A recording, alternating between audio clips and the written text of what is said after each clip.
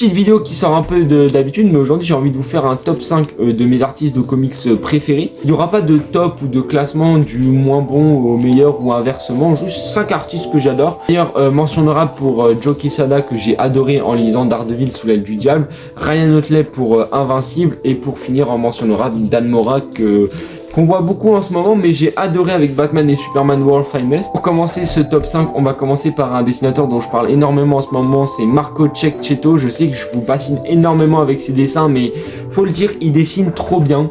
J'ai découvert ses dessins en lisant du coup Ultimate Spider-Man, et comme actuellement je lis du coup All Man Hawkeye, bah il dessine aussi ce run, et franchement ses dessins, je kiffe tout le temps. Et genre, il n'y a pas une seule planche où je me dis les dessins sont moyens, c'est toujours incroyable. Deuxième dessinateur, je pense que vous le connaissez, hein, forcément il est très connu, c'est Todd McFarlane, que j'ai du coup d'ailleurs connu à travers ses dessins sur Spider-Man. Et d'ailleurs c'est ma version de Spider-Man préférée en comics visuellement. Genre vraiment il dessine trop bien Spider-Man. Les grands yeux comme ça, je trouve ça donne un style de fou, la musculature, tout est trop bien dessiné. Rien que pour ça, rien que pour Spider-Man, il est dans ce top 5. Troisième dessinateur, très sous-côté, je trouve qu'on n'en parle pas assez alors qu'il dessine super bien, c'est Simon Dimeo, que j'ai adoré en lisant Batman et Robin Dynamic Duo.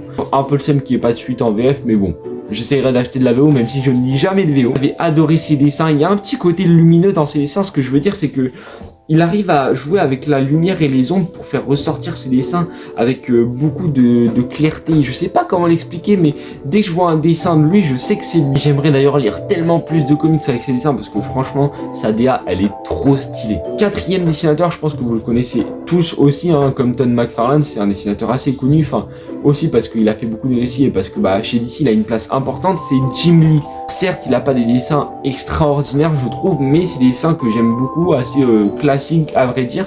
Mais c'est surtout à travers Batman, genre vraiment ces dessins avec Batman, je les trouve trop beaux. J'ai adoré surtout ces dessins sur le run de Geoff Jones de Justice League. J'ai tellement adoré que vraiment je le mets facilement dans ce top 5. Ces dessins, j'ai grave kiffé.